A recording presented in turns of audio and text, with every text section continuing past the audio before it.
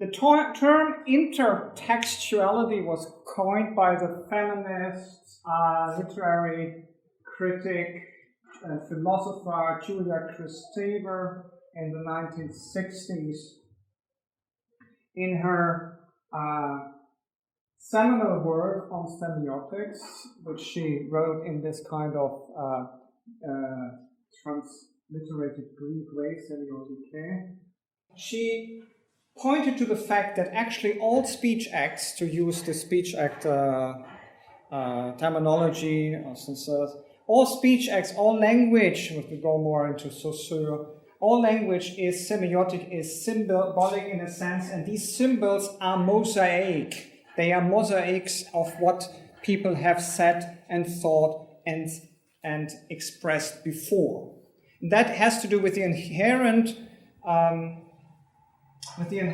limitations of language, obviously, because we have only so many words for grass and horse and all the unicorn, all the things that you use on a daily basis. Yeah, so that's the first thing. And languages are, in a sense, quotations, and that also makes all texts, to a sense, looking back at texts that came before, at speech utterances that came before.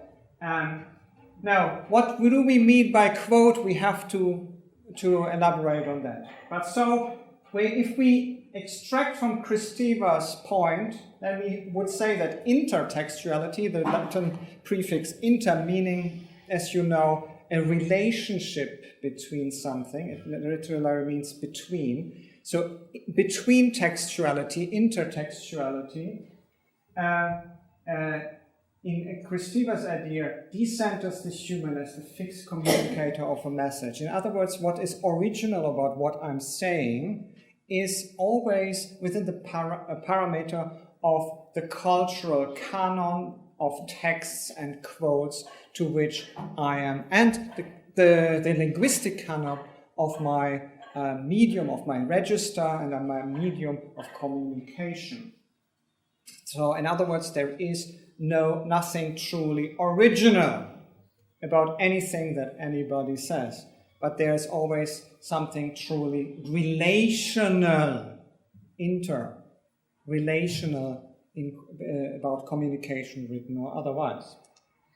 So, the notion that language and text are composed from quotations or quotes collected from other sources. We could also say more modern discourses, that includes cultural canons that don't need to be textual in the sense of written word. It could be oral, it could be iconographic, it could be artistic, and so on. So film, artwork, and so on is included in that. Carries the consequence that there is also an inherited meaning. So if we use a Shakespearean quotation, even when we don't know that it is a formulation coined by Shakespeare, there is a history to that, an inheritance. And the wittiness of some of the communication comes actually by the erudite speaker, that they know the heritage and can then make a play out of it, a play with the original context in the new context.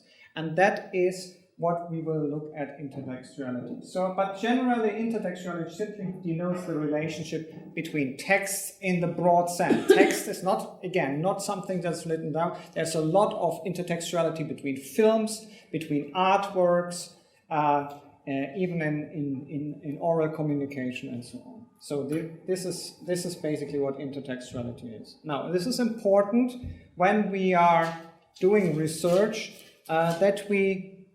why is it important? Because it's very, very simple. Things that we tend to forget in research is that everything is only meaningful in context. So basically, intertextuality is a stark reminder to always look at the context. And this is what people do hermeneutically when they extract something from a context and they make it as an absolute, and then they create problems. Now, the complication of intertextuality is obviously that a pretext has a context and your utterance has also a context, and these contexts differ. And the differences between the contexts, these step of extrapolation into a new context makes it especially interesting and exciting. Now let us have a look again if we look at texts, at what kind of relationships between corpora, between texts there could be. Well, intertextuality presumes that there is a linearity between the pretext and the receptor text, or the intertext.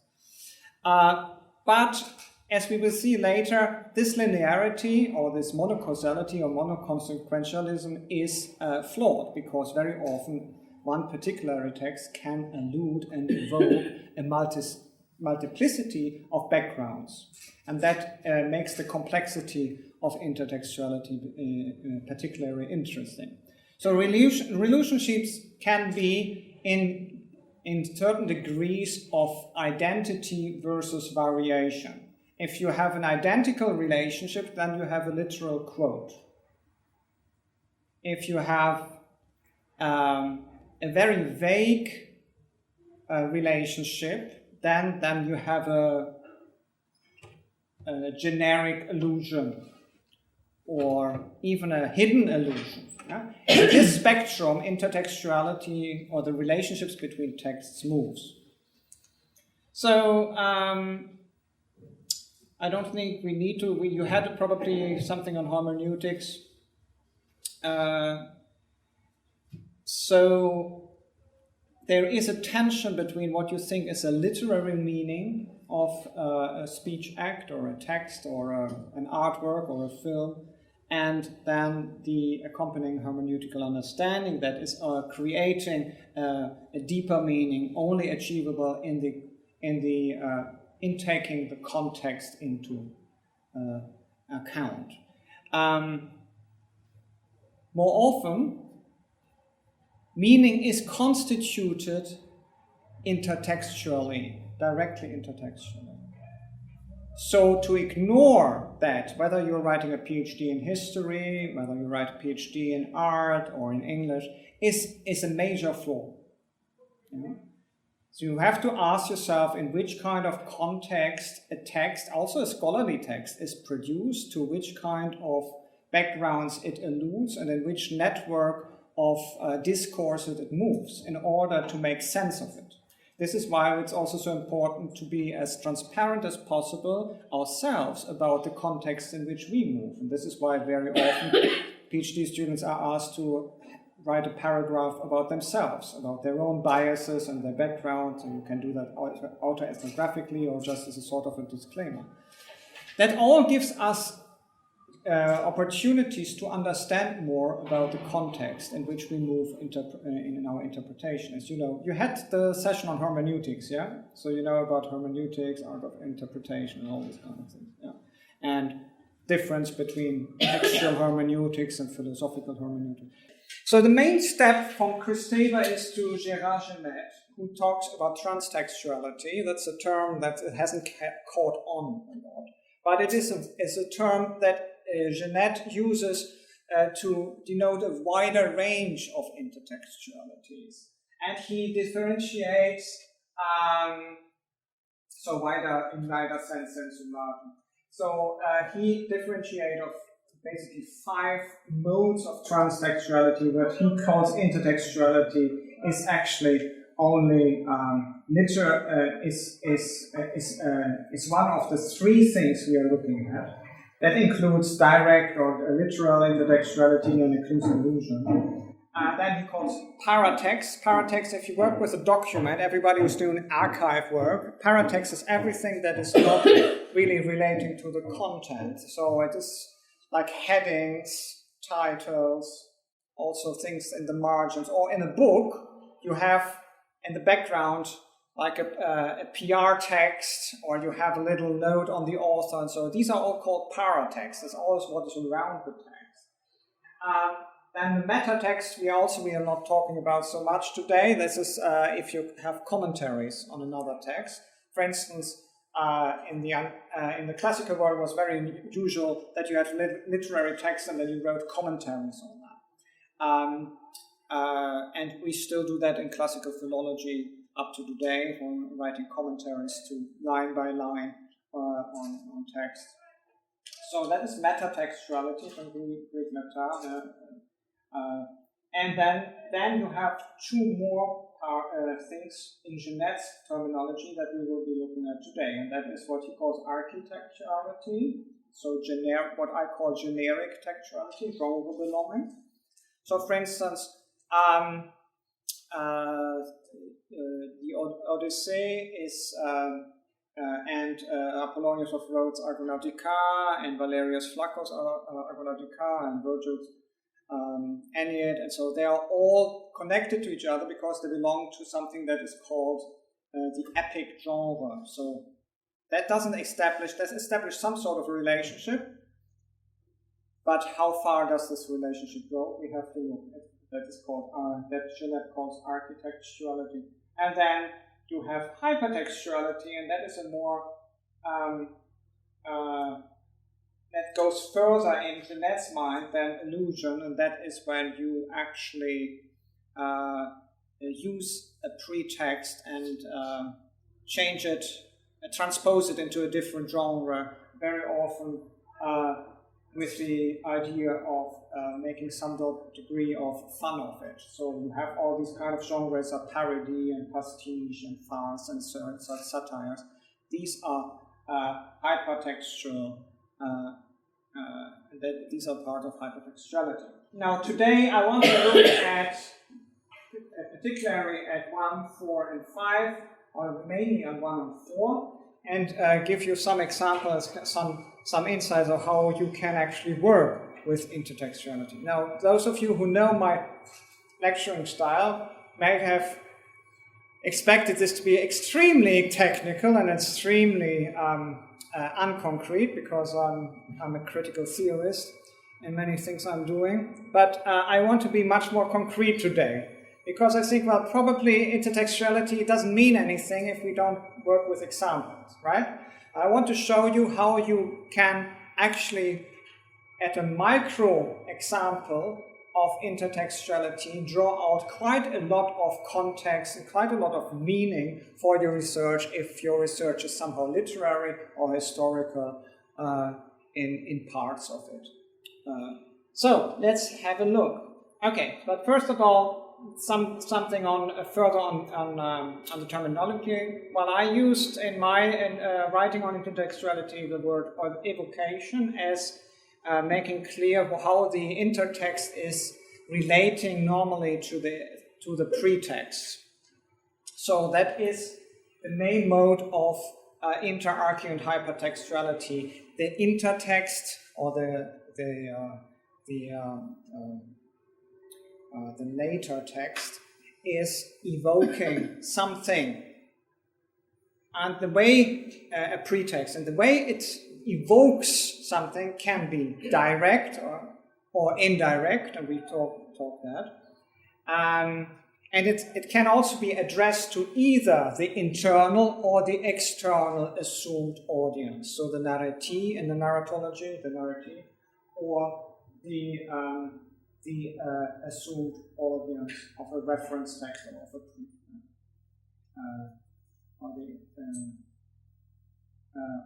pretext. Yeah? So what does it mean? Working terminology: genuine, generic, intertextually, illusion, imitation, and then something new, intratextuality. We'll come to that. So, stricto sensu, intertextuality is constituted if the context of the reference text adds to the interpretation of the evoking text in its own context. So that is intertextuality stricto sensu. In other words, if what I'm referring to, what I'm alluding to, actually adds another layer of interpretation that you would miss if you don't know the pretext. And that is very often the case in very erudite literary works. My own background in Hellenistic poetry, this is what Hellenistic poets always did. You know, very, very Very, very technical. We get two examples. But we also get other forms of intertextuality, allusions, and allusions sometimes don't go anywhere. You just allude to something, but then you look at the context and on the pretext context, on your own context, and it doesn't add anything. And then we call it an allusion mort, a dead allusion. Or a generic allusion, for instance, an allusion that doesn't add in contextually anything, but just marks a genre. Yeah? So if I write a neoclassicistic epic, of course I would somehow call in the beginning, in the proemium, upon the muses to do something with me, to inspire me, or to piss off if I want to be contrarian, you know. But I would involve Apollo or the muses, because that makes it part of the genre of a proemium of a classicistic ethos, right? So then we talk about generic intertextuality. Now, what we need to understand is that motifs, idioms, topoi, mythemes, and so on can actually be part of intertextuality on multiple levels. They can be generic, they can be genuine, or in stricter sense, they can be dead allusions, allusion morts, and so on. But if we find parts of cultural canons, then we already have immediately some form of intertextuality there. So I speak of direct intertextuality as intertextuality that is primarily marked. Now, I do apologize because I've been from an early time in my thinking influenced by Russian formalism. So Roman Jakobson and these ones. And if you know about poetry theory and Russian formalism, that you know, we talk about formally marking or over-marking of texts. Now, for Jakobson, poetry is hyper-marked text. Okay, we can discuss this, but I like that very much. So direct intertextuality for me is primarily marked. That means there's a formal and a literary reference on the linguistic level. You remember Saussure, Lalonde, and so the difference between linguistic and semiotic, yeah, these kind of things. On the linguistic level, there's a marker of intertextuality, right?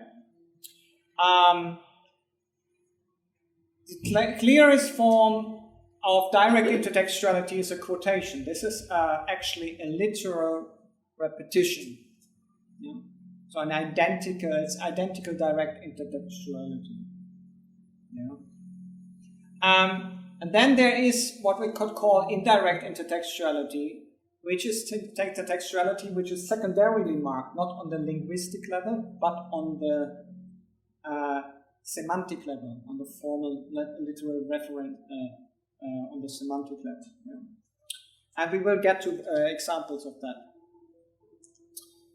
Then we have imitation.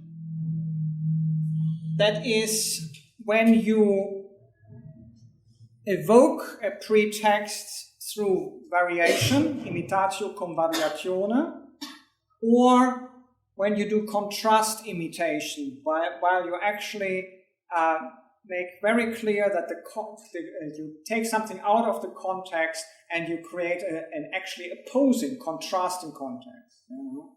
So a prime example, when Paul in his letters calls death, where is thy sting? That is a contrast imitation. It's a quotational contrast imitation, because it's a quotation from the prophets who actually calls about death to bring out the sting and punish humanity. And for Paul, it means now that Jesus of Nazareth, whom he identifies as the Messiah, as the Christ, has overcome primordial sin, has died for our sins, death has no sting anymore. So it's two completely different contexts, and this is something that you find, for instance, in these kind of quotations in the New Testament all the time. So that is both a quotation and a contrast imitation, oppositio in, this should be oppositio without the N, in imitando, oppositio in imitando. So that is what we can call imitation, and then multiple intertextuality plays to the fact that intertextuality is incredibly complex, cultural nexus, canones, cultural discourse is incredibly complex, and that means that very often we are alluding to a whole web of pre-texts or pre-discourses at the same time with one little aspect. So we could actually mean, if I quote somehow, death where is thy sting, I can mean the prophetic context, I can mean the Pauline context, but I can mean also something completely different again, and I can do that at the same time. It's a very, very condensed way of creating communication. Remember, human communication is in first instance very often used to obscure meaning, not to produce meaning. Because of the complexity of humanity, there's a tendency that we use our wit and intelligence not to be as transparent and as to clear in the way we say things, but actually to obscure what we really think. And I think British people are especially fantastic in that, because they never, almost never say to you to their face what they really think. They're always very polite to say, oh yeah, that was so nice, really? And then they go and say, oh, that's terrible. So it's a little bit different in Dutch and German culture where I come from. Still, it's the same thing. We very often use communication to obscure what we're thinking, not to actually make it transparent. And intertextuality is a fantastic way of creating a very multi-layered, very complex way of communicating. Now, so then is intratextuality. Intra means in within, and that is when you're an author, or you have a certain corpus, or you have the corpus of an author, or you have some oeuvre, or you have one text. This text also plays with itself, so it might refer back and forth.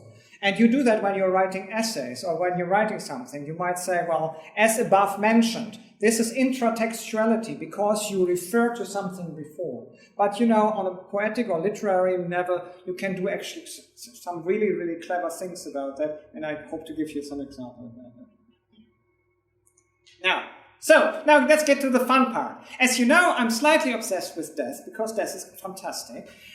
It makes us all very, very, very, very mortal, very, very contingent, and it brings the fun into life, doesn't it? Right? So because otherwise we just would go on, and why develop if time doesn't hurry us up? So I thought about this little topos and museum, death, brother of sleep, as an example to show you what intertextuality can and cannot do. So if we lead somewhere,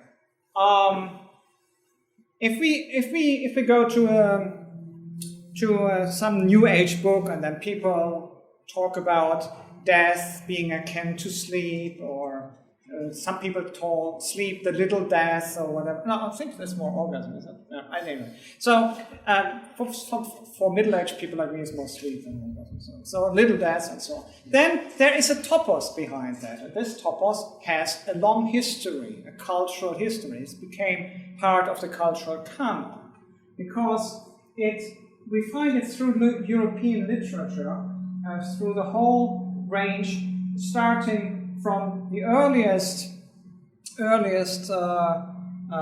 creation of European literature down to the 21st century. But it is more than just a literary topos. It is also what we could call a museum. A museum means it is the smallest or the minimal semantic unit of a wider mythological nexus. So how is death, brother of sleep, both the topos and the Museum. Now, obviously we have Hübner, Kaito, Latour, de Dumont, and all seen the twins, sleep and death, in the theogony of Hesiod as the two twin offspring of Nyx of the night, or as we read in the Iliad, enter the Nyktos, Paides, Evonet, Otiaphus, and Hypnos, Kaitonatos, the Noitoi. So the children of dark night dwell their sleep and death. So here, as you know, Hesiod in his theogony is concerned about Greek mythology, about more clearly about the genealogy of the Greek mythological repertoire. And here clearly states that night is the mother of sleep and death, as also seen in the Homeric epos Iliad. Now, from there, we get then this combination of death and sleep through Virgil, who alludes in his Mercure and his Descent in the Underworld in the 6th book of the Aeneid to this same genealogy, and from Virgil we get it into literary, most of European literature. Now, here we have the first example of indirect intertextuality. Clearly, Virgil evokes Hesiod and the Iliad, consanguines laeti sopor. But he doesn't use mortis or mors, he doesn't use somnos, he uses much more elaborate alternative terms to denote death and sleep. He uses ruin and torpor, almost like sopor. You need the word soporific, yeah. So like not our sleep. Yeah, that's what it is. So here he said nice. So this myth theme is used. It's the same mythology, but Virgil, because he's smart, thinks it's too stupid to say mortis and somnos.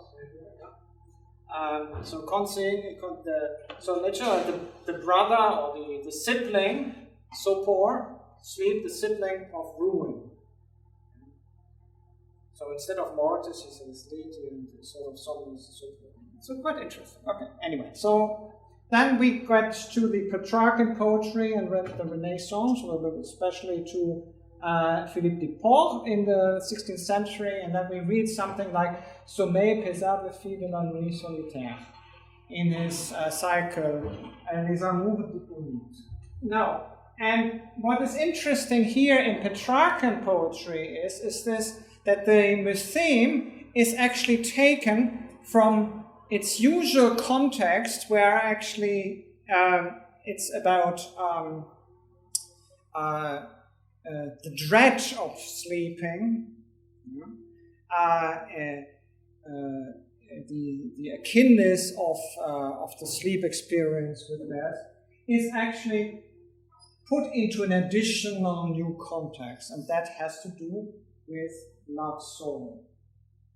Now, we know also in Greek and Roman literature this combination of sleeplessness, of insomnia, love sorrow, and longing for death is widely established. I could give you examples, but what is interesting here is that through the Petrarchan poetry, this topos,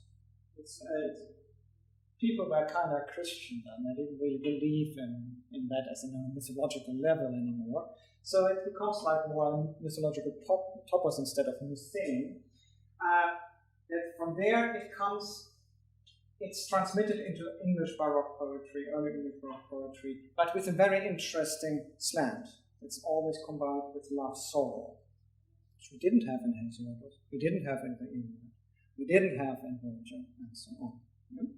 But we had, obviously, in the Greek tragedies, we had in Apollonius of Rhodes, We had also in Hellenistic poetry, in Theocritus, and in Paracelsus, we had in Ovid and in Virgil's love poetries, we had obviously the combination of insomnia and so on, and then this longing for death. But we didn't have that in the explicitly of referring to death as the child of the night.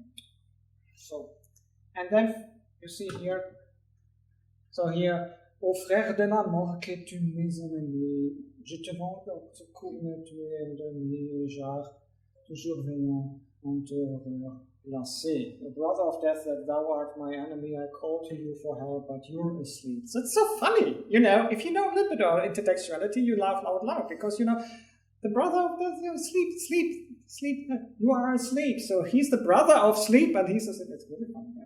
So, and I burn always waking, and your eyes see home. So that's actually quite nice little Petrarchan thing. So you can work with that. But it starts with nux, with nuit, with night, with lonely night, and so on. The night is accounted in the different mythologies, Greek mythologies, as the mother of a lot of different interesting concepts. In some, it's also in Orphic mysteries and the Eleusinian mysteries, the night is also seen as the mother of Eros, desire, desirous love. And you know about, if you read about Young, Eros, Thanatos, love and death, and so on. So that's quite interesting. Those are seen in some strands of Greek mythology as being begot born by night. Okay, so if we now look at early Baroque English, because obviously early Baroque, Manierists, late Renaissance, Baroque, so Elizabethan, Elizabethan poets would look to French poetry, Petrarchan, especially Petrarchan poetry, as their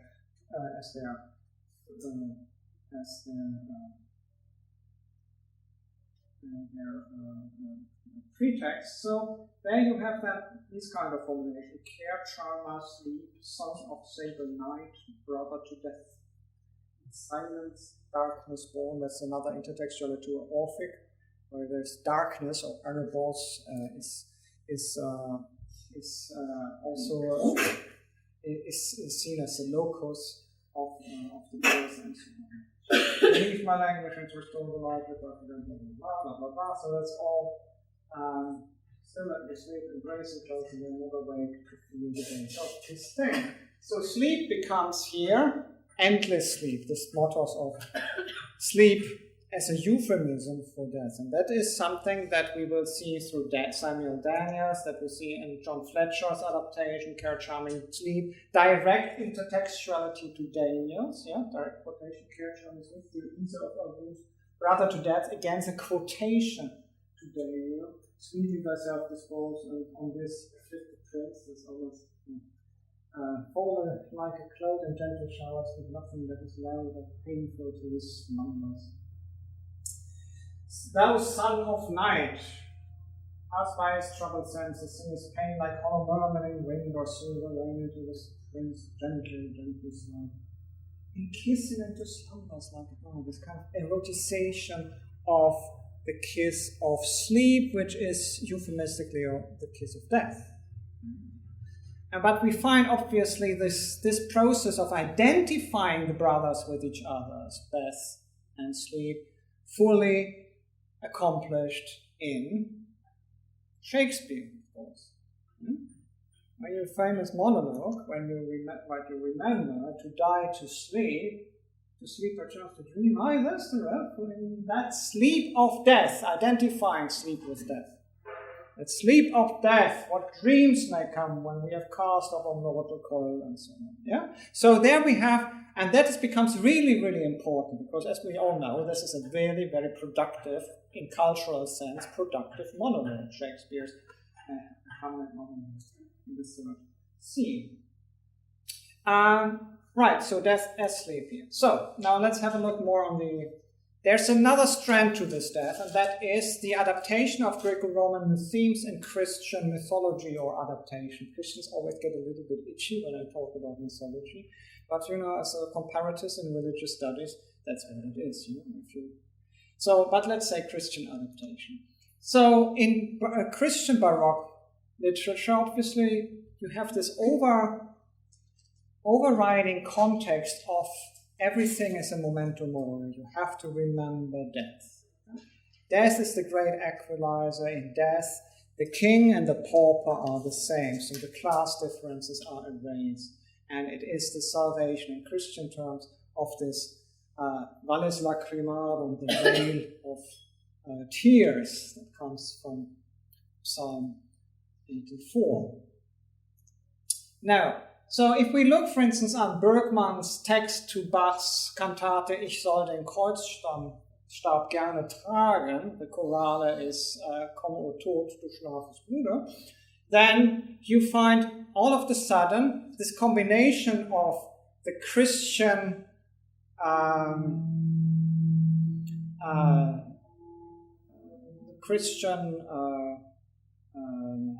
disdain for life, this Christian, remember the death, this Christian, we are not transitory here, this transitoriness, combined with the old Greco-Roman myth theme, because it says, Come, O death, brother of sleep, komm, O Tod, du schlafest Bruder, komm und führe mich nun fort, löse meine Schiffchen und bringe mich an sich fort. And you know this setting, this wonderful setting, it's one of the most famous cantatas in Bach. No? It's really it's superbly sentimental, superbly griping.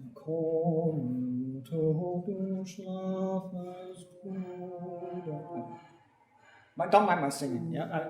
But anyway, so this is really nice. But this is a very, very Christian context here. Nothing to do with Greco-Roman. The Greco-Romans have to, come on, life is good, life is okay, yes, it's contingent, but you don't hurry up the death unless you're madly in love with someone who is unrequited, or your king asks you to do something really, really stupid and you immoral and virtuous and so on. Then you welcome death. The big suicide scenes in the Greek tragedies, Ajax, or in the Phoenician woman of Euripides, or in Sophocles' Ajax, and so on, Phaedra there. This has all to do with unrequited love, or with the unsolvable, that means tragic conflict of interest and virtue. And here we have this spiritualization of death. So it's a completely new context, Schlafes Bruder, that brother of sleep, that we find here. So that needs a bit of singing. So there is a subtext here in this intertextuality in which it is made clear that Christianity has superseded the ideologies and the theologies of the ancient Greeks and Romans. So it's an adaptation, it's an enculturation, Christian enculturation of a myth theme, death, brother of sleep. Now these two streams or three streams, death, brother of sleep as a myth, as a warning of the fragility of human life, then the combination with love, sorrow that we find already in the antiquity, and that is then very important in Petrarch, but then the Christian reinterpretation of the akinness of sleep to death, and death as the sleep that brings you to salvation. And so all this is then in Romanticism, obviously, received and evoked. So the complexity of the intertextuality of this topos is actually increasing and increasing. So we find that, for instance, in Johann Baptist Meyerhofer's Nachtstück, when he says, "Soon I will sleep that long slumber which liberates me of all views." This little usage of sleep or slumber as a chiffre, as a euphemism for death, has this long history that I just only touched upon. So if you don't know that, you miss a long you must quite complex layers of this particular text. The long slumber which liberates me of all those. That goes to the Christian idea, but it also the identity of sleep and death goes back to the original theme of breath, of the akinness, of the kinship of death and sleep. That leads to the identification of death with sleep. So, bald schlafe ich in den langen Schlummer, der mich erlöst von allem Kummer. Nice. So, now let's have a look at the specific text. So, and I choose a very, very consciously a very obscure one. Because then you learn a little bit about German sentimentalist poetry. Isn't that nice? Yeah? I'm not sure you will ever learn anything about that again. Or it might trigger your interest. You might actually become very interested because some of that is actually motivated by my lifelong love for the songs of Schubert. And Schubert has actually put to song lyrics of all kinds of layers of German poetry, including poetry of sentimentalism like Matthias Claudius, Der Tod und das Mädchen, Death and the Maiden. And I want to use the Death and the Maiden and the companion poem, Der Jüngling und der Tod, the youth and the death, as an example of how intertextuality in this context can work. So we have here the Death and the Maiden. So you might remember the Schubert song, do you remember the Schubert song of the Death and the Maiden, how it starts? It starts with this long dactylic. Da, da, da, da, da, da, da, da, da. Yeah? So that is the death theme in Schubert. Now and then all of a sudden the piano accompaniment completely changes. And it becomes really, really, really fidgety and really agitated and desperate. Vorüber, ach vorüber, gewender Knochenmann, ich bin noch jung, geliebet und rühre mich nicht an. Pass me by, or go fierce men of bones, still young, go rather, do not touch me. Okay. And then, obviously, we have the death again reverting to this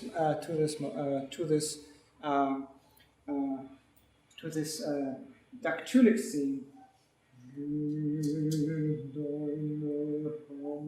all in D. It's D minor.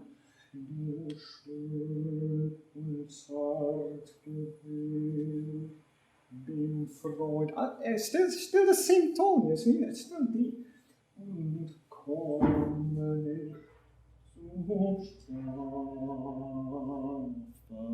So this is all D, and that is E and on B.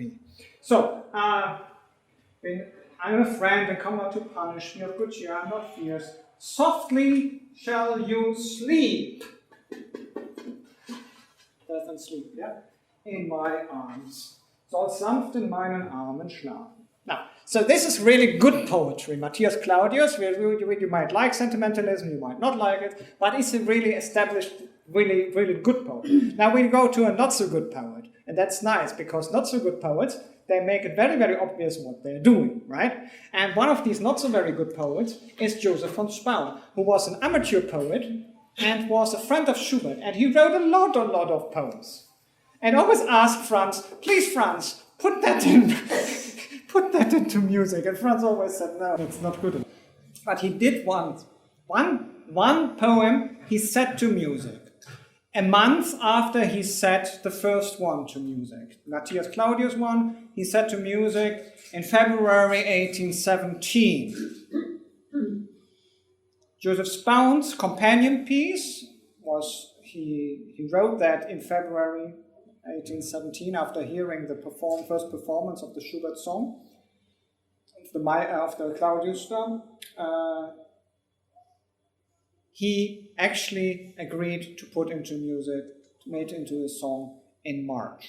Now, and that is the Jüngling und der Tod, the youth or the young man in the death. And so you have here Death and the Maiden, and so nice little transposition, gender transposition, and the Jüngling, the youth, and the death. And let's see how that looks like. And that is a very, very different thing. There is no agitation. Oh, I don't want to die. Please don't take me. There's the opposite.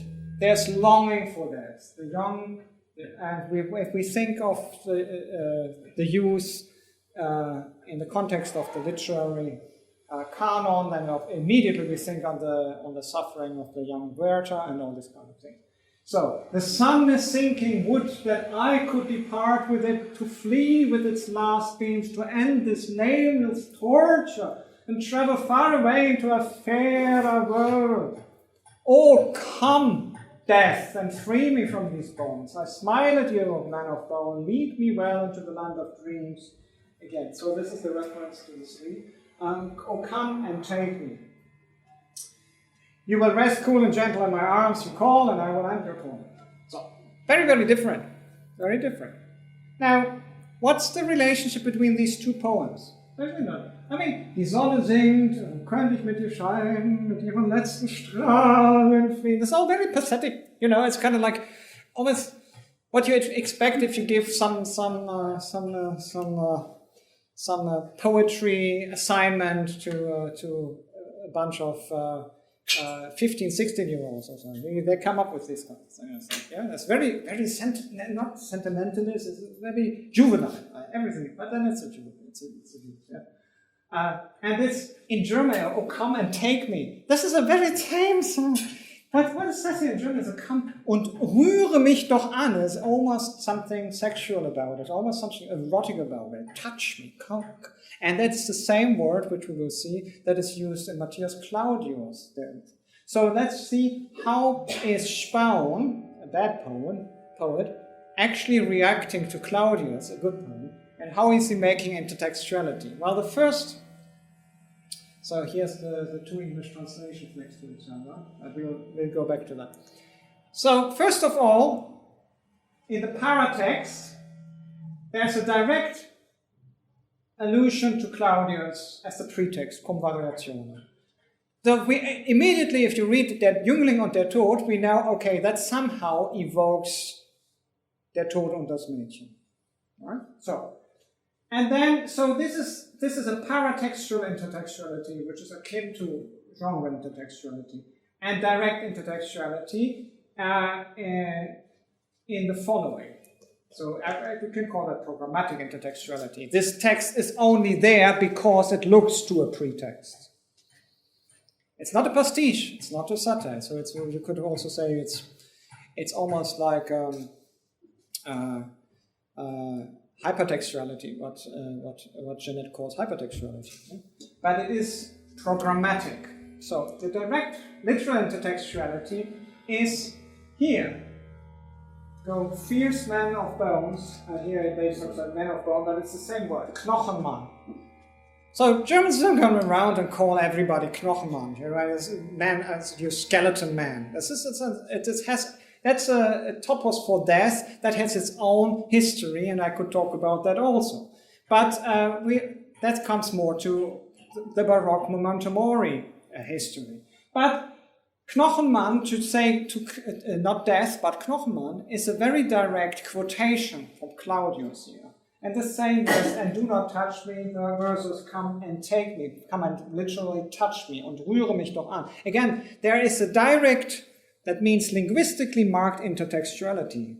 Yeah, there's a directly marked intertextuality. Geh wilder Knochenmann, rühre mich nicht an, oh, ich lächle dir, Knochenmann, und komm und rühre mich nicht an. Now, Spaun is not very subtle about it, right? What he's doing. He's doing contrast imitation because he creates a completely different context. Instead of, go away, stupid death, he says, oh, come on, I smiled you. Come on, I invite you. Now there's this whole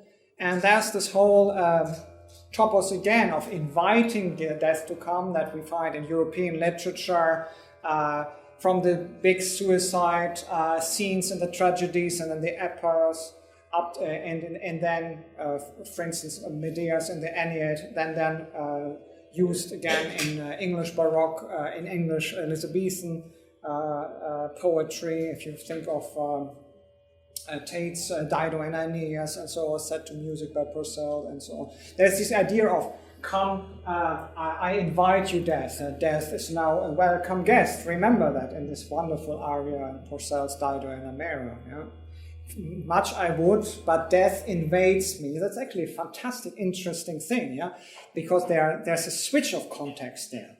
I would do so much, but death invades me. Yeah? And then it gets flipped around and said, well, death is now a welcome guest. Yeah? So I'm not only invaded by death, but I also welcome in with open arms. Just as the youth in Spounds is welcoming death with open arms. So, not very subtle, right, what he's doing here, Spound, in comparison to the Matthias Claudius text. No. But then there's also this semantically marked, or indirectly marked, intertextuality. As you would say, softly shall you sleep in my arms. You will rest, cool and gentle, not softly, in my arms. You call me and will enter home. So, again, some people think in order to detect intertextuality, it's just enough to put some phrases through a machine of textual corpora and then look where the phrases also come up. And that only detects direct intertextuality, obviously. There's semantic intertextuality, so you need to work with the variations that point to the semantically similar field. So again, not very subtle. So then there's the motivic intertextuality of longing for death. I talked about that already. This has a long tradition in Greek and in Roman literature, but then became very important in the Christian context, as we saw at Bach's and Brinkmann's text to Bach's cantate. But before Bach, you had also already in Telemann the same. Come, O soft death, brother of the same. Yeah, come, O death. This is a Baroque Christian expression of being fed up with life in the veil of sorrows and awaiting salvation in the afterlife. Yeah? So again, there is this come or death in Spaun, not so subtle a reference to this whole topos in Christian Baroque poetic mysticism, you can say, yeah, spirituality. But then you have also in Romanticism, early Romanticism, the same come death in the context that we have more in the classicist context of either refused or fulfilled love interest. So you have to read in Lenses, the Englishman, the Englander, that Robert is actually, after having seen his love interest versus the fulfillment of his dreams, says now, "Oh, come death! Now I can." It's almost like the Simeon thing in the New Testament. Oh, now can I go and die because my eyes have seen the Savior of the world? This is all come death. I play the fiddle onto you, so I actually invite you to the dance with me. Come, O death, and dance with me. Now, so we have in that we have these recontextualizations in this second, third, fifth rate poet, not very subtly, alluding to a lot of different contexts where we have the topos of death and the connection of death to sleep, the spiritual longing for death as in Bach and Telemann, the fulfillment before death as in Lenz, and last vow, longing for death, Spaun itself, going back to the Greco-Roman theme of churned or fulfilled love that is connected with suicidality.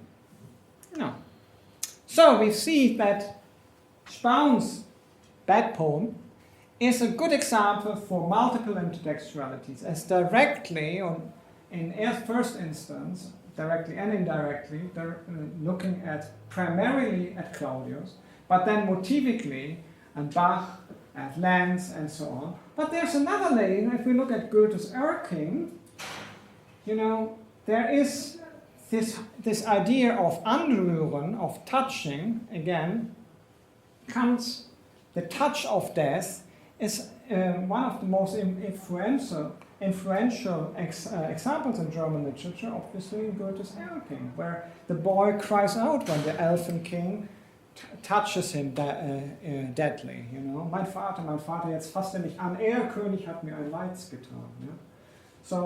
So this horror of the little boy of being touched, feel the touch of death, is contrasted in Spaun's invitation, touch me now. Yeah? It's not the horror, it's the inversion of the horror to the welcome invitation. You know? Yeah. And you see almost the same dialogue, yeah, almost just both. Yeah? Death invades me, death is now a welcome guest. That's both of it. Yeah? First the whole, I wanted so much, but my time is up. But it's great, it's good like that. Yeah? Anyway, so multiple intertextualities. Now, let's go to intertextuality. If we look at Schubert's song as one oeuvre, then we could have a look at what Schubert does with this whole motive of death in the maiden and death in the youth. So, of course, we have the two songs, Deutschverzeichnis 531 and Deutschverzeichnis 545. But we also have the song versus the string quartet Das in the Maiden, Deutschverzeichnis 810, which was written almost 10 years later and very shortly before Schubert's death. So, in Schubert's song to Claudius, February 1817, we find this desperation of the maiden, which my terrible singing voice I try to show you, but I can show you here. Yeah.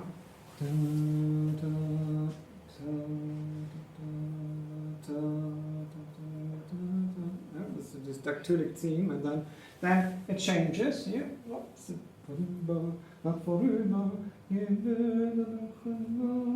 Ich bin noch jung geblieben.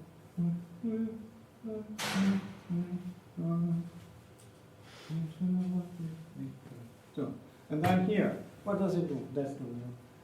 As I said, all dactyls. Deine Hand, du schön und zart bin Freund und komme nicht. All the same then, it's D minor. Zu Strafe, sei guten Mut, ich bin nicht wild, sonst tanzt in meinen Armen. And I can't go so far, so I go back here. Okay, anyway, so you see it's very, very, very, very tranquil, very, very consoling in a sense. Now, that's the D minor motif that we then find in the string quartet in the Andante con moto, that's the second movement, taken over. But when we look at this dactylic D minor motif in the string quartet, we find that there all the consoling, all the tranquil elements of this part have been transported into deep, dark, inescapable despair. So we see that the same motive in the string quartet, that the string quartet is much darker than the song. We find the despair in the voice of the maiden, but it is almost spiritually equalized in the answer of the death, while the string quartet marks is much more complex and much more darker. So that's an interesting way of the development of Schubert of the same theme 10 years on. You could call that intratextuality if you want, but it's actually just another form of intertextuality because the composer is actually alluding to his own earlier work. So it's kind of like when I'm writing in one of my articles that what I thought 10 years of work or 20 years ago is complete rubbish, which I normally do, because that's what it is. You change your mind. Anyway, so this is this. Now, there's another intertextuality, and that is to the March 1817 song, where we have a completely different melismatic theme. So the use oscillates here between agitated world rejection and urging longing death, and you can see that actually in the score.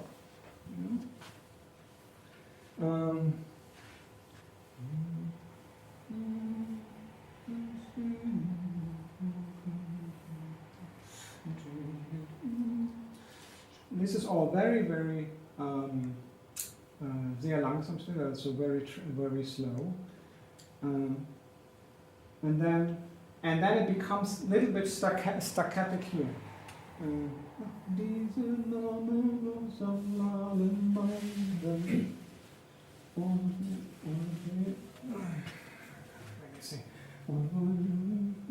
So it becomes a little bit more staccatic and urgent here.